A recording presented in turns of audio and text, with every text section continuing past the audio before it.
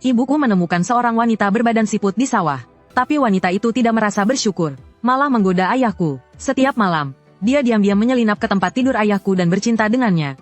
Ayahku bercinta dengan wanita siput setiap malam, dan tampak jauh lebih segar. Para pria di desa yang melihat ayahku berseri-seri, tidak bisa menahan diri untuk bertanya padanya, seperti apa rasanya wanita siput itu. Ayahku dengan murah hati mengajak beberapa pria itu ke kamarnya. Keesokan paginya, mereka keluar dari kamar sambil merangkul ayahku. Salah satu pria berkata, wanita siput itu sungguh luar biasa. Tadi malam dia memeluk penisku dan tidak mau melepaskannya. Mendengar perkataan kotor para pria itu, ibuku bergumam dengan marah. Kalian semua berdosa, berani-beraninya menyentuh wanita siput. Kalian sudah lupa nasihat leluhur. Aku tidak tahan untuk bertanya. Bu, siapa sebenarnya wanita siput itu? Ibuku menatap para pria itu dengan tatapan benci dan berkata, ajaran leluhur desa mengatakan bahwa kita harus merawat wanita siput dengan baik. Kalau tidak, akan ada bencana. Ayahku mendengar ini, mengisap rokoknya dalam-dalam, dan berkata, bagaimana mungkin kami tidak merawatnya? Bukankah kami merawatnya semalaman suntuk? Sejak mendapat keuntungan, ayahku punya niat buruk. Setiap malam dia menunggu di depan pintu kamar wanita siput, dan meminta uang dari para pria. Anehnya, para pria di desa seperti kecanduan, dan terus datang ke rumah kami. Daging wanita siput itu harum sekali. Ya, saat mencium aromanya, aku merasa bergairah. Tapi saat aku mengantar makanan setiap hari, aku tidak mencium aroma harum itu. Yang tercium justru bau amis. Tidak hanya itu, cangkang siput di bawah tubuhnya semakin cerah, dan bergoyang saat disentuh. Aku merasa ada yang tidak beres, dan diam-diam menceritakannya kepada ibuku. Tanpa diduga, dia langsung meletakkan barang-barangnya dan berkata, mungkinkah wanita siput itu akan berganti cangkang? Saat berita ini menyebar ke seluruh desa, para pria itu sangat gembira. Tapi para wanita di desa sudah lama tidak menyukai wanita siput di rumah kami. Mereka tidak berani marah pada para pria. Jadi mereka menyalahkan ibuku. Mereka menyindir ibuku. Hanya kau yang baik hati di seluruh desa ini. Kau tidak hanya membawa pulang rubah betina untuk suamimu, tapi juga menggoda suami kami. Janda Wang menggoyangkan pinggang rampingnya dan menimpali. Benar sekali, anjing tidak bisa berhenti makan kotoran. Kapok Lombok. Ibuku gemetar karena marah mendengar kata-kata Janda Wang. Kalau saja kau tidak menyebarkan gosip, tidak akan terjadi masalah sebesar itu. Janda Wang mengangkat alisnya saat mendengar ini, dan mulai mengucapkan kata-kata kotor. Aku segera menarik ibuku untuk pulang. Bu, bagaimana kalau kita usir saja wanita siput itu? Aku merasa tidak tenang dia tinggal di rumah kita. Ibuku menggelengkan kepalanya setelah mendengar itu. Mana semudah itu. Semua pria di desa ini memperhatikannya. Dan juga tidak ada preseden untuk mengusir gadis siput dalam ajaran leluhur kita. Setelah mengatakan itu, wajah ibuku menjadi semakin buruk. Aku segera menenangkannya, tapi aku punya rencana lain dalam pikiranku. Malam harinya aku diam-diam pergi ke kuil leluhur, berniat untuk melihat apa yang aneh di balik gadis siput ini. Ajaran leluhur desa kami hanya bisa dilihat saat kita dewasa. Biasanya disimpan di lemari di kuil leluhur. Untungnya, jendela kuil leluhur sudah lama rusak. Aku dengan mudah masuk melalui jendela. Aku menemukan lemari itu dengan bantuan cahaya bulan, dan dengan hati-hati mengeluarkan kitab ajaran leluhur. Aku dengan teliti mencari informasi yang berkaitan dengan gadis siput. Ajaran leluhur mengatakan bahwa gadis siput adalah perwujudan keberuntungan. Ketika dia muncul, dia harus dirawat dengan baik. Jika tidak, desa akan ditimpa bencana besar. Pantas saja, desa kami memang hidup dari beternak siput. Mungkin gadis siput ini benar-benar perwujudan keberuntungan. Tapi semakin aku melihat gambar di kitab itu, semakin aku merasa ada yang tidak beres. Cangkang gadis siput pembawa keberuntungan dalam ajaran leluhur berwarna putih bersih. Tetapi cangkang gadis siput yang terbaring di tempat tidurku berwarna-warni. Aku tidak bisa memahami hubungannya untuk sementara waktu. Setelah aku mengembalikan ajaran leluhur ke tempatnya dan bergegas keluar, aku melihat Janda Wang membawa sekeranjang uang kertas untuk dibakar bagi orang mati menuju peternakan siput. Tapi pemakaman desa tidak di arah sana. Kemana dia akan pergi membawa uang kertas di tengah malam? Aku hendak mengikutinya untuk mencari tahu. Tetapi tiba-tiba ibuku datang dari belakang. Gelap sekali. Ngapain kamu kesini? Aku tergagap. Tidak ada apa-apa. Aku hanya teringat ajaran leluhur tentang gadis siput. Jadi aku datang untuk melihat-lihat. Ibuku menghela nafas dan berkata, kamu sudah melihatnya. Leluhur kita mengatakan gadis siput adalah perwujudan keberuntungan. Tetapi yang ada di rumah kita berbeda. Lalu dia sepertinya teringat sesuatu, dan matanya terlihat sedih. Berkah atau musibah? Itu semua adalah karma. Biarkan orang-orang di desa mengurusnya. Aku mengangguk dan melihat ke jalan kecil di samping. Tetapi Janda Wang sudah menghilang. Sesampainya di rumah, aku melihat banyak pria berkumpul di depan kamar ayahku. Aku masuk dan melihat bahwa cangkang gadis siput mulai mengendur. Melihat ekspresi bersemangat para pria ini, aku merasa semakin gelisah. Cangkang ini seperti jamur. Semakin cerah warnanya, semakin beracun. Jika dia benar-benar pembawa sial, ibuku mungkin akan dipukuli lagi. Agar ibuku tidak dipukuli, aku diam-diam pergi ke kamar gadis siput saat orang tuaku tidak ada di rumah. Begitu aku masuk ke kamar, aku mencium bau amis yang menyengat. Aku menutup hidungku dan berjalan ke arah gadis siput. Aku berjalan mendekati gadis siput sambil menutup hidungku. Maaf, ku harus membawamu pergi. Kamu pasti juga tidak mau diganggu para pria ini setiap hari, kan? Aku akan membawamu keluar dari desa ini. Setelah mengatakan itu, aku dengan hati-hati mengangkat gadis siput. Aku membawanya ke kereta dorong dan keluar rumah. Tapi tak disangka, begitu sampai di pohon beringin besar di pintu masuk desa, aku bertemu dengan Janda Wang. Dia menatapku dan Peri Keong dengan heran. Kau mau membawanya kemana? Aku berdiri tegang di tempat, tergagap dan tak bisa berkata-kata. Melihatku seperti ini, Janda Wang dapat menebak apa yang terjadi. Cepat, ikuti pinggir sungai. Tidak ada orang di sana. Tak kusangka Janda Wang yang biasanya ketus mau membantuku. Aku segera mendorong Peri Keong menuju pinggir sungai. Tapi aku tak menyangka, baru beberapa langkah, tiba-tiba terdengar teriakan dan makian dari penduduk desa di belakangku. Ayahku berlari dan menendangku hingga terjatuh. Dasar bocah nakal, kau mau bawa Peri Keong kemana? Aku bangkit dan memegang erat lengan baju ayahku. Kalian melanggar tradisi leluhur, akan terjadi sesuatu. Belum sempat ayahku bicara, penduduk desa mulai berteriak. Kau tahu apa, anak kecil? Bagaimana mungkin kami tidak merawatnya dengan baik? Kalau saja kami tidak mencium aromanya dan mengikutinya, kau benar-benar akan merusak semuanya. Setelah itu, beberapa pria bergegas mencium Peri Keong. Mereka saling berdesak-desakan, takut didahului orang lain. Saat itu juga, entah siapa yang dengan kuat menendang cangkang keong di bawah wanita itu. Krak, cangkang keongnya terlepas. Peri Keong yang keluar dari cangkangnya terlihat semakin lembut dan menggoda. Melihat pemandangan ini, para pria berebut menerkamnya. Dengan senyum mesum di wajah mereka, ibuku berlari dari belakang dan menutupi mataku. Pulanglah denganku, ini bukan tontonan untuk anak kecil sepertimu. Aku menutupi wajahku dan pulang bersama ibu. Namun ayahku tidak pulang sepanjang malam. Para pria di desa dan wanita spiral bersenang-senang di tepi sungai entah berapa lama. Saat orang-orang baik pergi ke sana, mereka semua tergeletak di tanah. Ekspresi kebahagiaan masih terlihat di wajah mereka, dan sosok wanita spiral sudah tidak terlihat di gerobak. Ketika para pria sadar, mereka hanya bisa mendesah.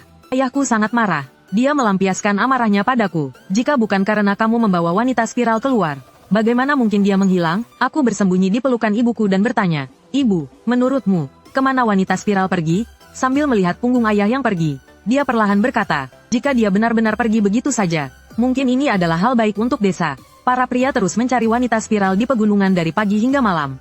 Istri mereka di rumah tidak bisa menghentikan mereka. Namun, mereka sudah mencari di sekitar desa, tetapi tidak menemukan jejak wanita spiral. Beberapa pria duduk di gerbang desa sambil merokok. Ketika mereka melihatku, mereka menatapku tajam. Namun, meskipun wanita spiral telah hilang beberapa hari, aku masih bisa mencium bau busuk di desa. Sepertinya bau itu berasal dari para pria ini. Lama-kelamaan, para pria di desa mulai terkena penyakit aneh. Awalnya, mereka hanya terus-menerus menggaruk tubuh mereka. Bahkan ayahku terus berkata bahwa dia gatal. Tapi tidak tahu persis apa itu. Sampai pagi itu, ayahku bangun dan menemukan lubang hidungnya. Seekor cacing putih tipis panjang merangkak keluar. Membuat ibuku menjerit ketakutan. Dia membawa cacing putih itu ke rumah tabib desa untuk bertanya. Tapi tak disangka, tempat itu sudah penuh sesak dengan orang. Paman Wang Er, tetangga sebelah, hampir menggaruk matanya hingga rusak. Aku melihat dengan mata kepalaku sendiri seekor cacing putih merangkak keluar dari matanya. Beberapa pria di sebelahnya juga hampir menggaruk wajah mereka hingga rusak. Mereka takut seperti Paman Wang Er. Dengan cepat dan panik mereka menggedor pintu rumah Nenek Su. Nenek Su membuka pintu dan melihat kondisi para pria ini. Wajahnya tampaknya tidak terlalu terkejut. Nenek Su, tolong lihat apa yang terjadi pada kami. Iya, apakah suamiku sakit atau kerasukan? Nenek Su mengetuk lantai dengan tongkatnya dengan keras. Ini akibat perbuatan kalian sendiri. Sekarang baru tahu takut. Dulu seperti inilah kekacauan terjadi. Sekarang, demi kesenangan, kalian masih belum berubah. Dulu, aku melihat bekas luka di alis ibuku. Tidak tahu apakah ada hubungannya dengan apa yang dikatakan Nenek Su. Nenek Su berbalik dan masuk ke dalam rumah. Mengeluarkan 3 cangkang keong putih bersih dan meletakkannya di depan dupa. Saat kalian bersenang-senang beberapa waktu lalu, kalian melupakan ajaran leluhur. Mendengar perkataan Nenek Su, para pria itu akhirnya mulai panik. Tapi kami sudah memberinya makan dan minum dengan baik. Peri Keong pembawa berkah, bukankah dia memberi kami berkah? Nenek Su dengan marah memukul kepala pria itu dengan tongkatnya. Peri Keong pembawa berkah apa? Kalian buta? Peri Keong pembawa berkah itu sangat murni dan tanpa celah. Coba pikirkan, apakah wanita yang kalian temukan itu seperti itu? Saat itu, semua orang baru menyadari ada yang tidak beres. Nenek Su berkata dengan wajah pucat. Ini mungkin wanita itu yang telah kembali. Mendengar ini, ayahku tersadar dan menamparkan wajah ibuku. Apakah kau sengaja membawanya pulang? Penduduk desa lainnya juga menjadi heboh. Dulu dialah yang membawa siluman rubah ke desa. Sekarang dia membawa Peri Keong tadi kenal untuk mencelakai semua orang. Pasti disengaja. Ibuku tidak bisa membela diri. Matanya memerah karena cemas. Tapi penduduk desa dengan bersemangat menarik ibuku. Tanpa basa-basi mereka ingin mengurungnya di penjara air. Nenek Su bersandar di meja sembahyang sambil melihat keributan orang-orang dan berkata, apa gunanya kalian menyusahkannya? Yang terpenting sekarang adalah menghilangkan bencana ini. Tapi penduduk desa ingin melampiaskan amarah mereka. Mendengar ini, mereka tetap tidak mau mengalah. Ibuku diseret keluar oleh mereka. Aku berusaha keras untuk menghalangi. Tapi sia-sia. Lihat ibuku akan dibawa ke penjara air. Aku segera berteriak ke arah Nenek Su. Jika ada cangkang yang ditinggalkan Peri Keong, apakah itu bisa menyembuhkan mereka? Aku mengatakan ini juga sebagai usaha terakhir. Saat meninggalkan sungai hari itu, aku melihat cangkang keong yang jatuh hampir berguling ke sungai. Aku mengambilnya, berpikir untuk mengembalikannya jika wanita keong itu kembali ke rumahku. Tanpa diduga, mata Nenek Su berbinar saat mendengar ini. Apa kau serius? Cangkang keong itu ada padamu? Aku mengangguk dengan tegas. Tapi kalian harus melepaskan ibuku dulu. Paman Wang Er berkata sambil menutupi matanya. Jika bukan karena ibu Anda yang ikut campur, kami tidak akan seperti ini sekarang. Kita bisa menunda penjara air. Tapi wanita ini harus dikurung. Kita akan mengurusnya setelah kita sembuh. Ayahku bersembunyi di kejauhan, tidak berani memisahkan diri dari ibuku saat ini. Melihat kelompok pria berwajah muram ini, aku hanya bisa setuju untuk sementara. Aku mengambil cangkang keong, yang disembunyikan di ruang bawah tanah dan menyerahkannya kepada Nenek Su. Dia menatap cangkang keong yang berwarna cerah dan aneh itu untuk beberapa saat tanpa berbicara. Beberapa saat kemudian, Nenek Su mengeluarkan sebotol arak realgar dan memercikkannya ke cangkang.